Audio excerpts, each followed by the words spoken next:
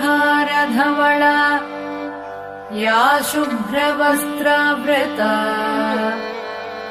या वीणावरदण्डमण्डितकरा या श्वेतपद्मासना या ब्रह्माच्युतशङ्करप्रभृतिभिः देवैः सदा पूजिता सा मां पातु सरस्वती भगवती निःशेषजाड्यापहा दोर्भिर्युक्ता चतुर्भिः स्फटिकमणिनिभैरक्षमालां दधाना हस्तेनैकेन पद्मं सितमपि च शुकं पुस्तकं चापरेण भासा कुन्देन्दुशङ्खस्फटिकमणिनिभा भासमाना समाना सा मे वाग्देवतेयं निवसतु वदने सर्वदा सुप्रसन्ना सुरासुरसेवितपादपङ्कजा करे विराजत्कमनीय पुस्तका विरिञ्चि पत्नी कमलासनस्थिता सरस्वती नृत्यतु वाचि मे सदा सरस्वती सरसिजकेसरप्रभा तपस्विनी श्रुतकमलासनप्रिया घनस्तनी कमलविलोललोचना मनस्विनी भवतु वरप्रसादिनी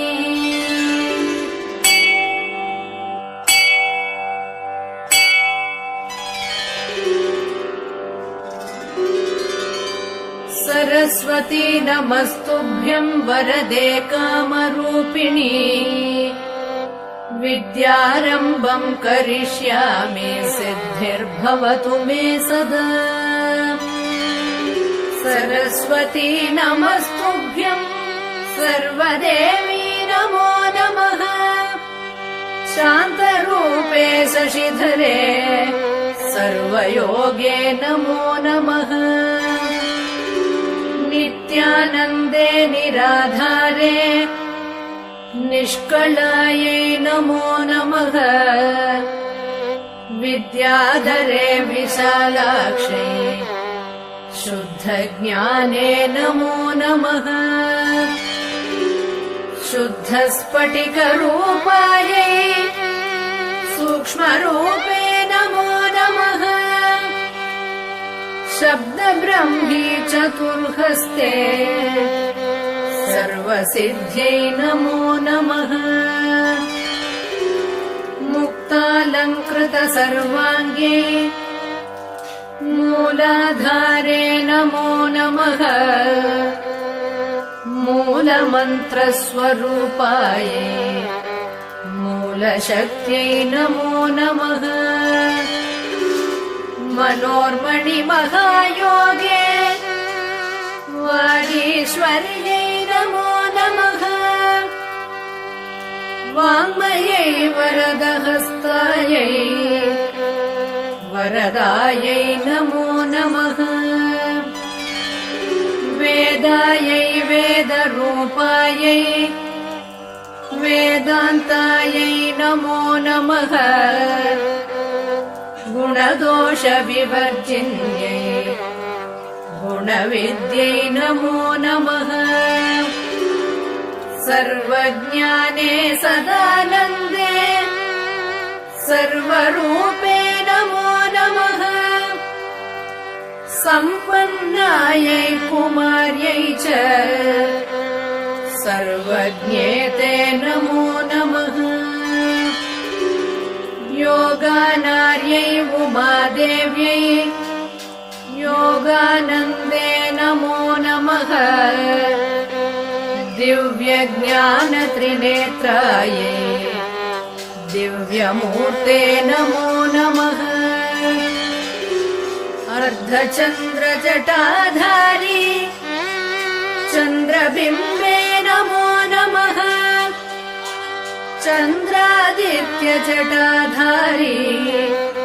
चन्द्रबिम्बे नमो नमः अणुरूपे महारूपे विश्वरूपे नमो नमः अणिमाद्यष्टसिद्धायै आनन्दायै नमो नमः ज्ञानविज्ञानरूपायै ज्ञानमूर्ते नमो नमः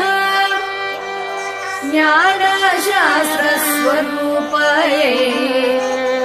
नानारूपे नमो नमः पद्मजा पद्मवंशा च पद्मरूपे नमो नमः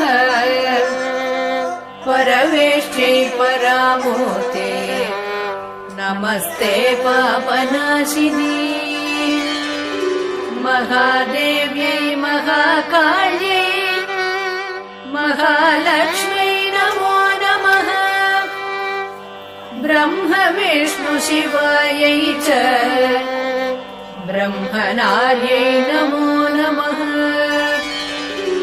कमलाकरपुष्पा च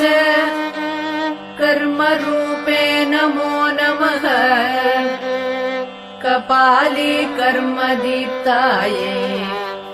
कर्मदायै नमो नमः सायं प्रातः पठेन्नित्यम् षण्माससिद्धिरुच्यते घोरव्याघ्रभयं नास्ति पठतां शृण्वतामपि युद्धं सरस्वती स्तोत्रम् अगस्त्यमुनिवाचकम्